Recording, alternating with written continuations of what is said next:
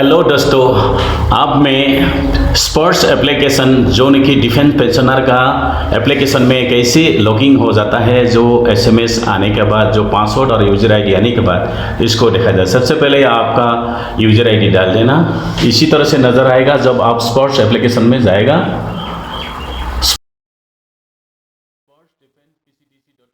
में जाने के बाद आप इस स्क्रीन में आ जाएगा, आपका यूज़र आईडी डाल देना। उसके बाद जो आपको PCDCA से जो एसएमएस में आया हुआ है जो पासवर्ड है वो आप इसको इस जगह में डाल देना। डालने के बाद आपको ये आपका नेक्स्ट पासवर्ड बदलने के लिए आपको पूछेगा, लेकिन क्योंकि हम पहले से इसमें पासवर्ड क्रिएट किया हुआ है इसलिए हमने उसको यहाँ लॉगिन कर दिया। लेकिन यहाँ पे जैसे आप अपने नया पासवर्ड बनाने के बाद आप लॉगिन होता है, आप इसी स्क्रीन में आएगा, आप क्लिक हियर में क्लिक कर देना। जैसे क्लिक हियर में क्लिक कर देता है आपको इस स्क्रीन पर आ जाएगा।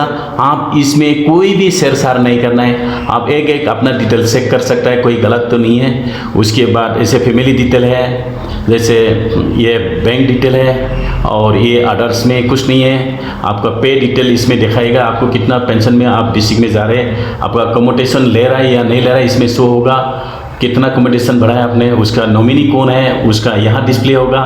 उसके बाद आप उसको डॉक्यूमेंट में जाने के बाद राइट साइड में एक सबमिट बटन मिलेगा, इस सबमिट बटन में आप क्लिक कीजिए। उसके बाद यस दबाना है। दोस्तों यहाँ में कोई शेरशार करना जरूरत नहीं, आप सिर्फ चेक करके अच्छा SCSS में भरने के बाद इसे क्लिक करके आपने नेक्स्ट में क्लिक कर देना है। उसके बाद पूरा नेक्स्ट दबाना है, कोई शेरशार करना जरूरत नहीं है।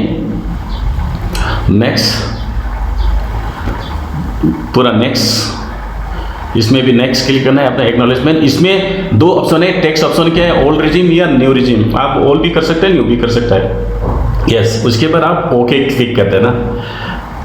जैसे ओके क्लिक कर देता है तो आपका आधार नंबर मांगेगा। यहाँ आपका आधार नंबर जो कि आपका मोबाइल नंबर के साथ लिंक होना चाहिए। दोस्तों अगर मोबाइल नंबर के साथ आपका आधार अगर लिंक नहीं है, आधार अगर मोबाइल के साथ लिंक नहीं है, वो तो OTP नहीं आएगा, तो आप इसको सबमिट नहीं कर पाएगा।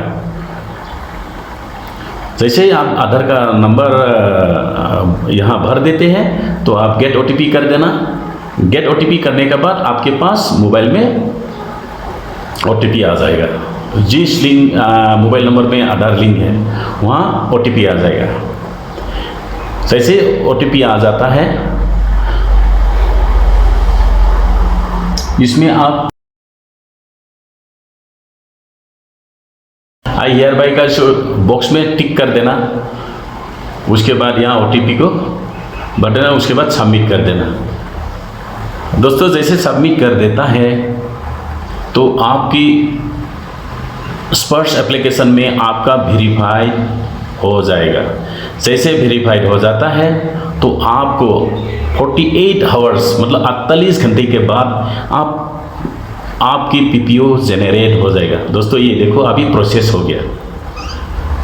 यहाँ तक कि आपको जानना ज़रूरी है 48 घंटे के बाद आप PPO को कैसे डाउनलोड करता है वो आप नेक्स्ट वीडियो में मैं आप लोगों को बताऊंगा। आज के लिए इतना ही। अगर किसी दोस्तों ने मेरे YouTube चैनल को सब्सक्राइब नहीं किया तो प्लीज़ सब्सक्राइब कीजिए, ताकि मेरे आने वाला नया वीडियो आप लोग के पास सबसे पहले पहुंचे। Thank you.